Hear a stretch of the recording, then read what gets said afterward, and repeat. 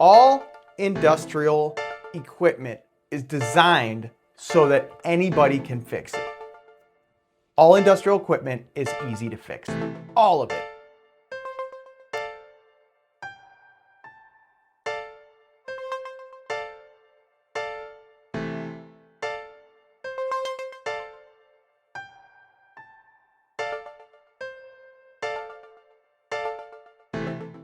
The most surprising thing I've learned through my experience as an automation electrical technician at some big name companies is that 90% of the problems you'll find really are not that complicated. And with this video, I just want to take about 5 minutes to show you a few quick, very simple tricks and tips that will allow you to fix probably 75% of faults out there. And I'm going to try to blow something up on this video, so that'll be kind of cool. All right, so this video, we're going to use the SSRB method. What is that? I just made it up right now. It stands for sight, smell, resistance, and blow things up. We're going to do all 4 of those things in this video. First, sight. With sight, you look around in the panel, look for whole sets of things that have lost power. If you see anything with a red flashing light on it, that's your fault. Sight also comes into things like relays and motor contactors. You pop them apart, look for burn marks. Sight is very, very helpful. The good technicians are not the people who know the most. They're the ones who are most observant and ask the right questions. Smell. Smell is easy.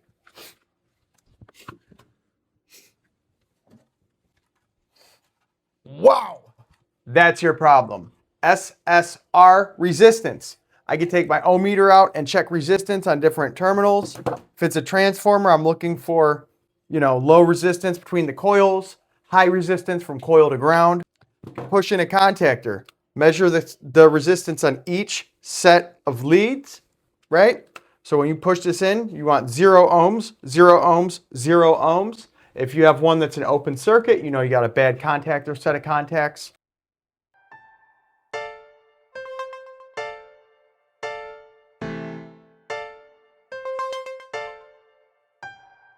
If you don't know, the way you check resistance is you set your meter to ohms or resistance right there, and then you measure resistance across the fuse like this.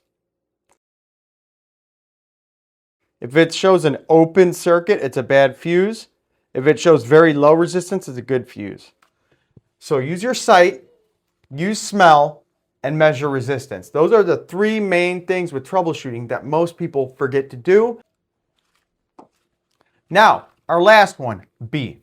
We're going to blow something up. What we're going to do is we're going to troubleshoot this power supply. What happened was I was troubleshooting a panel. The power supply, I saw the 120 volts was coming in, and this power supply is designed to send 24 volts DC out, to power different relays and control equipment. And none of that stuff was lit up. And not only that, but this OK light, which is usually green, was not illuminated at all. So I knew right away by using sight that all of our 24 volt stuff does not have power, all of it, and our power supply did not have the OK light. So I know the issue lies inside of this power supply. I measured voltage, made sure we were getting power to the power supply, and I knew that the problem was right here. But yeah, so I diagnosed that we know we have a bad power supply. I swapped it out and everything started working, but I took this power supply and said, hey, let's repair this power supply.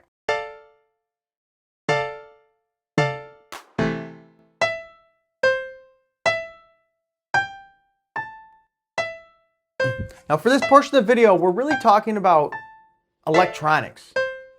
Anything with a circuit board or a bunch of stuff working together in one single machine. It could be your PLC. It could be a power supply. It could be that your multimeter won't turn on. It could be, the control board for your air conditioner at home. Anything with a circuit board, that's what we're going to talk about now. How you can fix 70, 80, 90% of that sort of stuff with almost no technical knowledge. So I'm looking at this thing, I want to fix it. How the heck do I fix it? Taking a closer look, there's nothing I can really do. There's just these 3 terminals and these 4 terminals. Power in, Power out with an indicator. Well, maybe if I pop this cover off, we can find some stuff out. I see there's little Torx bits. I pre-loosened those for this video. Torx bits pop off. Pull the cover off. Oh, it's stuck. Okay, there's a Phillips head. You don't need to be a rocket scientist to figure that one out. Let me go get my screwdriver. So now I'm going to pop this off. Get it all the way out. You pop our cover off. Whoop. And now we're looking at the guts of our component. It goes back to SSRB. The B is for blowing stuff up. I promise it's coming soon. Oh my God, my son's crying. So just take a quick look at the components. Look for explosion marks. Everything looks pretty good. If one of these components was literally exploded, we would know that was our problem. I smell. That burnt smell is coming from over here. There's a little transformer. Looks a little dusty, a little brown. Maybe it works, maybe it doesn't. But the most important thing, just about every single electronic component is going to have a fuse. You see right there, that fuse is super exploded. You can see the burn marks on it. So, long story short, if you have a faulted electronic component, it will not turn on, or it has a red flashing fault light. Take it apart, find the fuse, swap the fuse, and try it again.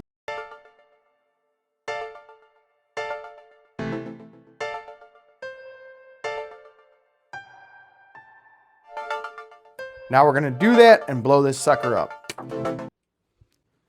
Look how blown this fuse is. That's not just a blown fuse, that's a Hiroshima fuse. Hey.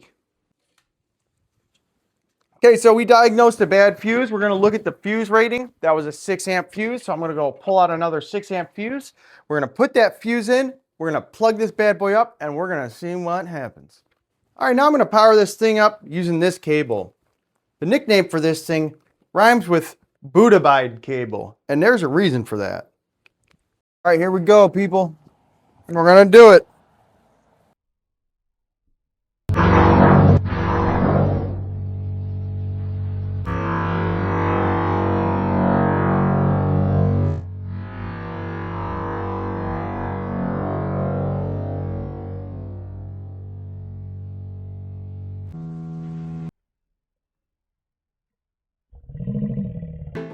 Ooh, that's stinky. Oh my gosh. Yeehaw.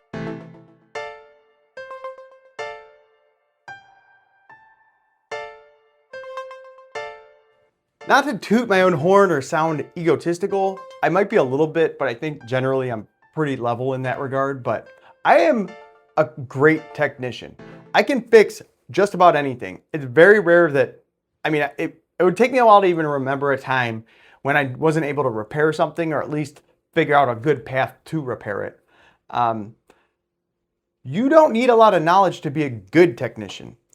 To be an amazing technician, you need to know a lot of stuff. To be a pretty damn good electrician, technician, whatever, to be a pretty good technician, you do not need much technical skill at all. You need good communication skills, patience, you need to be resourceful, and you need common sense. And that's what we're talking about here.